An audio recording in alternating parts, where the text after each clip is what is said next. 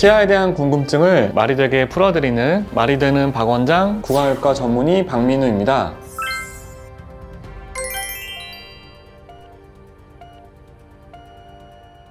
알뜰 치아 상식만을 엄선해서 전해드릴 박민우 원장 함께합니다. 원장님 안녕하세요. 안녕하세요. 안녕하세요. 네, 오늘 박민우 원장과 함께 실패 없는 임플란트 시술을 위해서 반드시 알아야 할 것들 짚어볼 텐데요. 첫 번째 질문 화면으로 만나보시죠.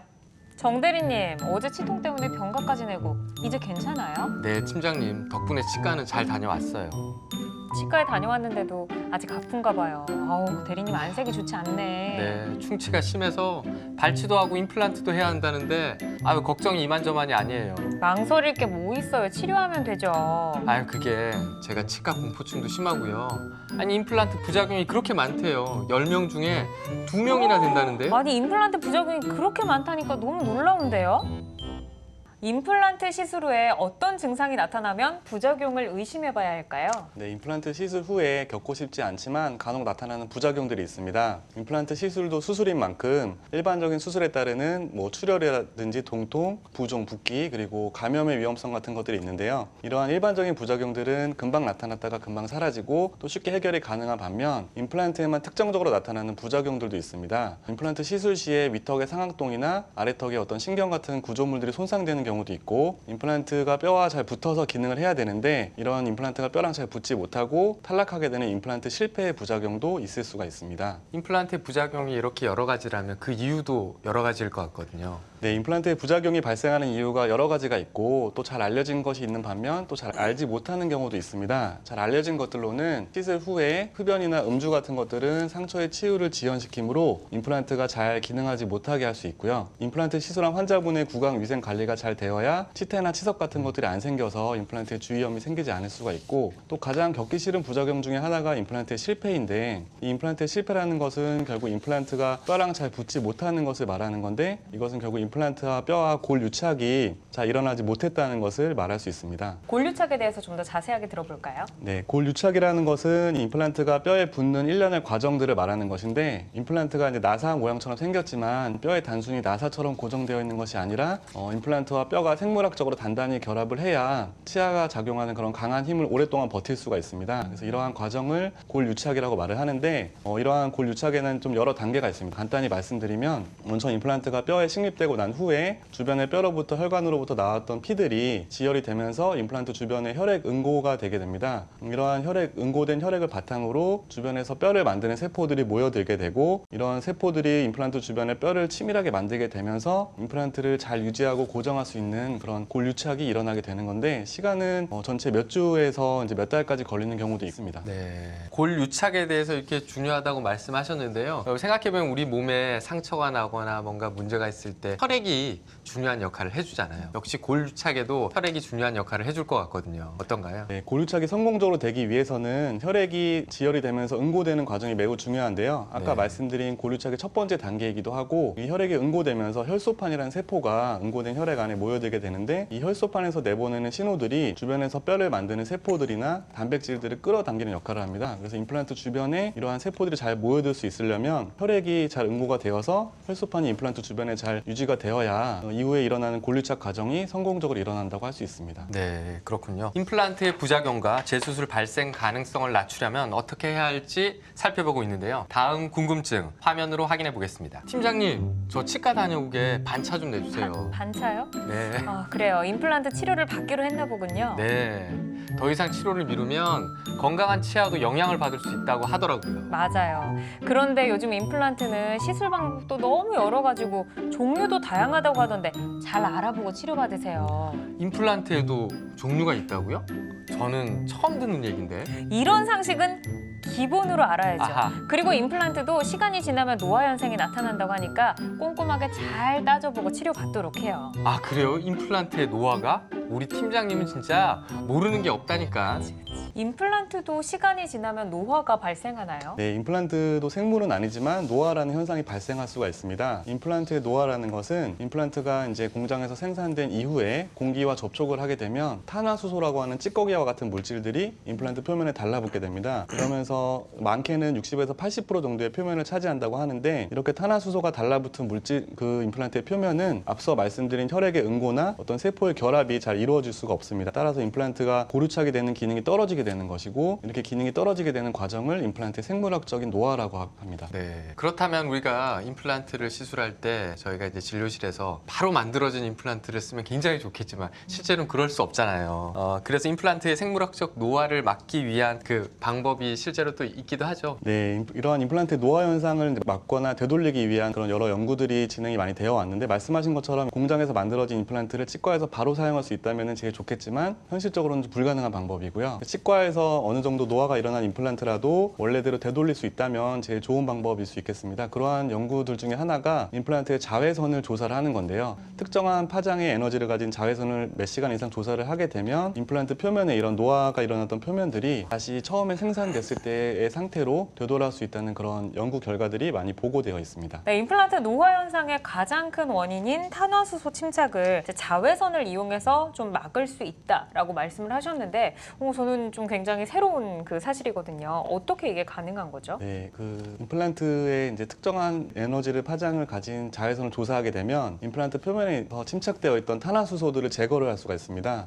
그래서 탄화수소가 제거된 임플란트는 다시 처음에 생산된 것과 같이 혈액이나 어떤 세포 단백질들이 더 잘 결합할 수 있는 그런 표면이 다시 만들어질 수 있는 것이고, 또한 이러한 자외선의 효과 중에 다른 효과는 임플란트가 처음에 만들어졌을 때는 임플란트의 표면이 정전기적으로 음의 전하를 띠고 있습니다. 그래서 플러스 마이너스 전하를 띠고 있는 것인데, 우리 몸에서 말씀드린 세포나 단백질들은 주로 또 마찬가지로 음의 전하를 띠고 있거든요. 그래서 이런 것들이 표면에 달라붙을 때 서로 음의 전하를 가진 것들끼리는 잘 붙을 수가 없으니까 한계가 있는데, 자외선을 조사를 해주게 되면 임플란트 표면이 양의 전하로 바뀌면서 이러한 뼈를 만드는 세포들이나 단백질들, 앞서 말씀드린 혈액 같은 것들이 더 잘 표면에 달라붙을 수가 있고 더 많이, 더 빠르게 달라붙을 수가 있습니다. 이런 것들이 효과가 종합이 돼서 결국은 임플란트의 친수성, 물과 친한 성질이 더 증가가 되는 것인데, 결국 우리 몸은 70% 이상이 혈액을 포함한 물로 이루어져 있기 때문에 임플란트가 우리 몸과 더 친하게 되는 그런 효과를 가지게 되는 것이고, 결국에는 이렇게 몸과 친해서 더 빠른 반응이 일어나게 된다면 앞서 말씀드린 혈액 응고나 골 유착 과정이 더 빠르고 더 튼튼하게 이루어지는 것이라고 할 수 있겠습니다. 시청하시는 분들이 혹시 본인이 심은 임플란트가 아주 노화가 된 임플란트가 아닐까 걱정하실 수도 있으신데요. 그런 걱정 안 하셔도 됩니다. 실제로 저희가 사용하는 임플란트들은 유통기한 내에 있는 아주 정상적인 제품들을 사용하게 되어 있고요. 그리고 특정 임플란트만이 이런 노화를 역전시킬 수 있는 게 아니라 모든 임플란트들이 이 그 자외선 처리를 한다고 하면 노화를 방지할 수 있는 그런 일반적인 네. 이 현상이거든요. 너무 걱정하지 않으셔도 될 것 같고요. 네. 자외선 임플란트의 특징은 한마디로 임플란트와 뼈가 빠르게 안정되고 유착될 수 있도록 도와준다, 이렇게 정리해 볼 수 있을 것 같은데요. 원장님 좀 자세한 설명 부탁드립니다. 네, 정리하면 임플란트에 자외선을 쪼여주게 되면 임플란트의 노화가 진행됐던 임플란트가 다시 되돌아와서 처음에 생산됐을 때 그런 깨끗하고 신선한 표면으로 바뀌어서 더 뭔가 반응이 잘 일어난다고 생각을 하시면 되겠습니다. 혈액이나 세포가 임플란트 표면에 더 빠르고 더 많이 달라붙을 수 있으므로 뼈에 생성되는 과정이 더 수월하고 더 많이 튼튼하게 진행이 될 수가 있는 것이고, 이러한 것들은 이후에 임플란트를 사용할 때에도 더 임플란트를 튼튼하게 잡아줄 수 있으니까 더 안정되고 좋은 결과를 낸다고 말씀을 드릴 수가 있겠습니다. 네, 임플란트의 안티에이징 자외선 임플란트에 대해서 살펴보고 있습니다. 세 번째 질문 만나보시죠. 정 대리님, 임플란트 치료 잘 받고 있어요? 네, 팀장님께서 알려주신 대로 종류와 시술 방법을 충분히 논의한 후에 치료를 시작했더니 치료받기가 한결 수월한 것 같아요. 아니, 저희 외할머니가 틀니를 오랫동안 착용 중이신데 많이 불편해하셔가지고 제가 임플란트 해드릴까 생각 중이거든요. 네. 근데 정 대리님 다니는 치과 소개 좀 받을 수 있어요? 아니 물론이죠. 제가 임플란트 공부할 때 봤는데요. 요즘 어르신들은 임플란트 틀니를 많이 하신다고 하더라고요. 아, 임플란트 틀니라는 게 있어요? 네네. 틀니만 하는 것보다는 훨씬 편리하고요. 임플란트만 하는 것보다는 훨씬 경제적이라고 하더라고요. 경제적. 네. 아우, 좋은 정보 감사해요, 정 대리님. 네.